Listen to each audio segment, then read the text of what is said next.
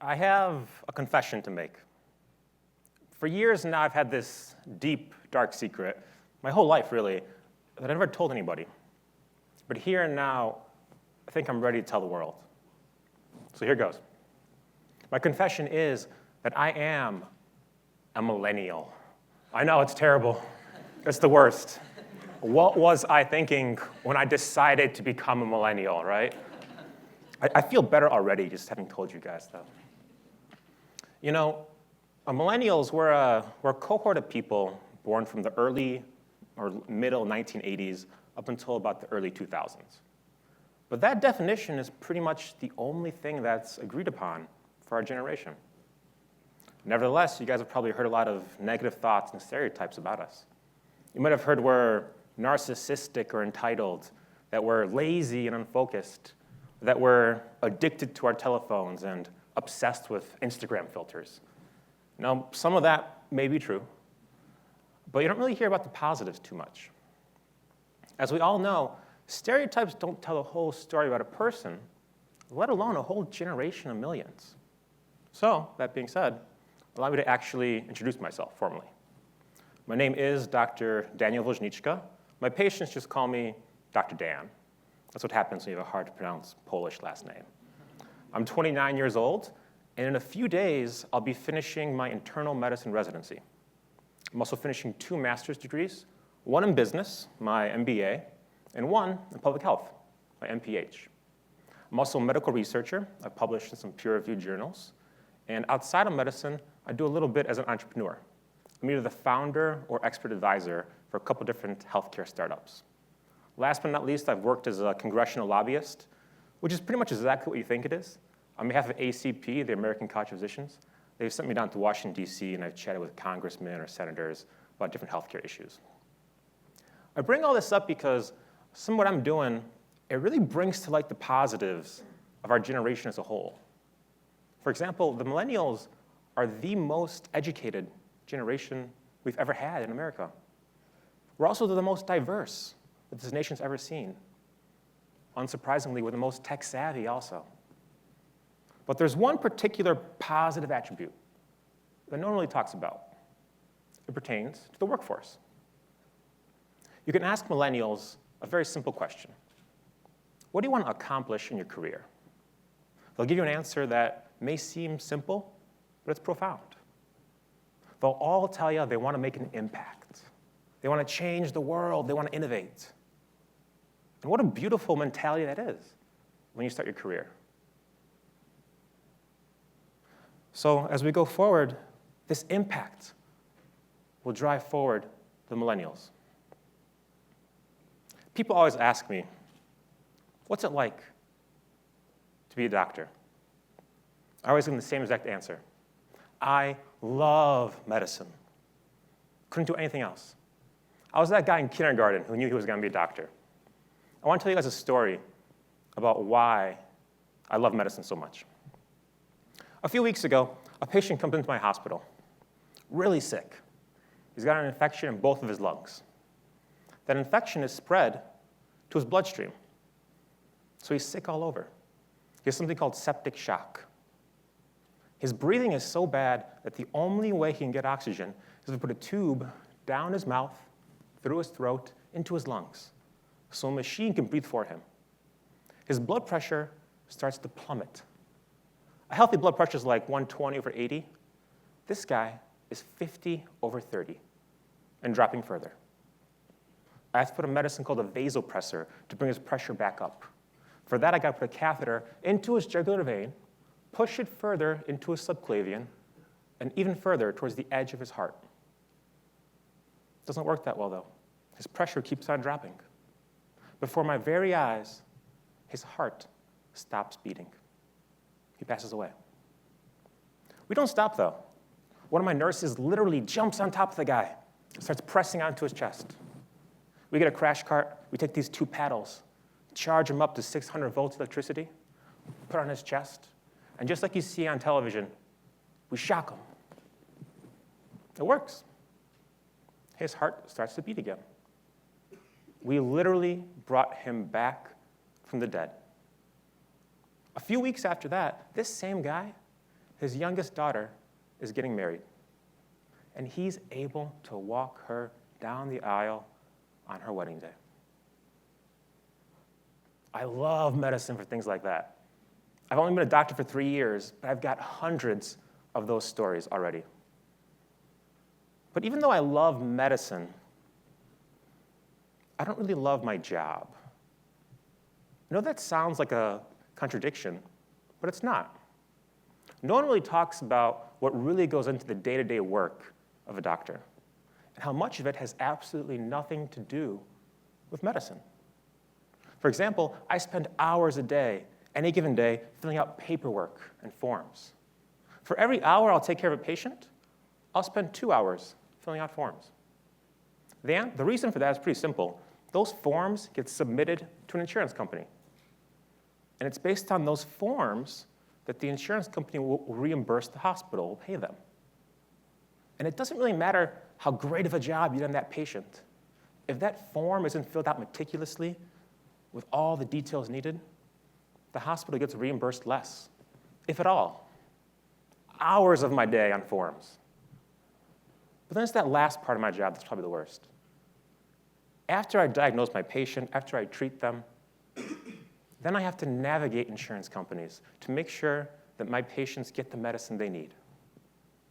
As we all know, patients that can't afford their medicine, that's a patient that's not going to take his medicine. It breaks my heart, guys. I've got patients coming to me in the hospital for a second, third, fourth, fifth, sixth time for the same exact thing, simply because they can't get their pills. And it's not just pills, too. I have to spend hours figuring out which surgeon I can send my patient to, or which dialysis center, which nursing home. Hours of my day. That's what it's really like to be a doctor these days, guys. On the national level, things get even more complicated, though. All these slides we're about to see are from the Kaiser Family Foundation. The amount that we as a nation pay per GDP for healthcare is astronomical, higher than any other country. And what we get from it, not only is it not better, sometimes worse. You might be saying to yourself that this has always been this way, right? That's the American system. No, not really. Because you see, as late as the 1980s, what we were paying was on par with Canada, with the UK, with Europe. It's only recently that these man-made systems have changed it. The future, sadly, as you can see here, even more bleak. In the decades to come, what our nation will pay for Medicare expenditures is going to skyrocket. It could virtually bankrupt the entire nation. Now, all of these things, all these pressures, both on the day-to-day personal level of doctor, as well as on the national, they make things more stressful for doctors. In a job that's already stressful, you're literally doing life and death decisions. So these new pressures, whether it be new quality metrics, or doctors being told to see more patients in less time, spending more time to fill out forms. Surgeons are being told, hey, buddy, you got to hurry up those operations, squeeze in a few more cases. All these things come at a cost. I don't mean financial. Right now, we have an epidemic of physicians committing suicide. Every single year in America, we lose between 300 to 400 doctors who take their own life. That's a doctor a day on average. That's an entire graduating medical school class. Gone. Every year. No one talks about this, though. Who's most at risk? It's the female doctor. A female doctor is 2.3 times more likely to commit suicide than a female in the general population. That's medicine these days, guys. There was a great study published in Medscape in 2012. They asked 24,000 doctors a simple question. If you could go back in time and change careers, knowing then what you know now, would you still choose medicine? Or would you do something else? You guys know the results? 54% of doctors said they would stick with medicine. Half of us either can't or don't want to do this anymore. That's the sad truth that no one talks about. So, where do we go from here? What are the millennials? What's a 29-year-old doctor in Chicago just starting out going to do? The answer I have for you is both incredibly simple and very complex. We fight the system. We fight the system for ourselves, for our families, for our patients, for the generations yet to come. I want to tell you guys exactly how we're going to be doing this. We here in this room, we probably wouldn't think of a business, wouldn't think of a hospital as a business, right? But rest assured, in our capitalistic society, there's a lot of people who do just that. Every business needs a boss, needs a CEO.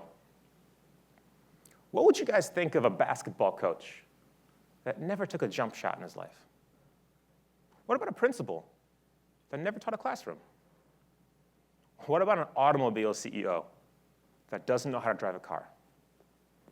I mean, I'd have low expectations for all these people, right? But that's what we've been doing for decades. The people who are running our hospitals know nothing about medicine. They run it as an old-fashioned business, looking at Excel spreadsheets, maximizing profits. There was a study that compared this, published in the Journal of Social Science and Medicine in 2011. They compared all the hospitals that were run by normal businessmen as opposed to a couple that were actually run by doctors who had some business training. The hospitals that were run by doctors, in almost every single quality metric we had, whether it be cost of care, medical errors, length of stay, what have you, in almost all the metrics, they outperformed the other hospital by 25% or more. Shocking, right? No, not really, but that's what we've been doing for decades. On the national level, it gets even worse. The people writing our healthcare laws, our policy, they're not doctors either. We've got 435 people in the House of Representatives. We've got 100 in the Senate, 535 total. Would you believe me if I told you that only 3% of our elected officials are doctors or scientists? But these are the people making our laws, despite the fact that we know how contentious a thing healthcare is the past few decades. That impact that I mentioned the millennials be making, that aspiration to change the world, it's not going to be coming with medicine itself. It's going to be coming in the system that we have. Right now, we have the revolution of the business-trained doctor, the rise of the MD, MBA. 15 years ago, we had 30 medical schools who offered a joint MD, MBA degree. Nowadays, it's doubled to 65. The reason is obvious. Medical schools know that we don't have to just train new soldiers to be in the trenches. We have to train brand new generals. Going forward, that impact the millennials will be making will be to take over hospital administration, to run hospitals, to go into medical entrepreneurship, to go into politics and make laws that actually make sense for our country and don't bankrupt us. That is how the upcoming generation of doctors will change healthcare. They'll be saving lives and saving healthcare itself. I want to end by talking to some of the younger millennials directly. Because yeah, I'm a millennial, I'm 29, but I'm on the older side. And I'm finishing residency in a few days, and I'm finishing my MBA, my MPH. A lot of the millennials that might be watching this, they're probably 18, 19, 20 still. And if you're that young and you want to be a doctor, you still got a lot of years of training and education ahead of you. 4 years of college, 4 years of medical school, and at least 3 years of residency. I want to speak directly to you for a second. Because you're going to hear the older generation tell you, medicine's not worth it. Don't become a doctor. Medicine's changed, guys. You're going to hear that. I'm here to tell you the opposite. Medicine is freaking awesome, all right? Nobody has a better gig than the guy who devotes his life to saving the life of his fellow man. I promise you. I don't care if you're climbing to the top of mountains or diving to the bottom of the ocean. I don't care if you're a rock star selling out concerts coast to coast. I don't even care if you're an astronaut going to outer space. Nobody has a better job than the person devoted to saving lives. We need young, talented, inspired, creative minds to come into medicine, not to be dissuaded away from it. And what a beautiful time it is to come in, because we will be that generation that changes it, that improves the system. The problems we have in medicine are not intrinsic to patient care. They're man-made systems for the past generations. Don't let anyone dissuade you away from your dream of becoming a doctor. I want to end with this quote. This is a quote. It's inspired me through a lot of all-nighters in med school. It's inspired me through a lot of 24-hour shifts in my residency. And I hope it'll continue to inspire me as I strive to make that impact that my generation so hopes to make. The quote is this: "Those of us that are crazy enough to think we can change the world, we're the only ones that stand a chance of actually doing it." Thanks so much, guys.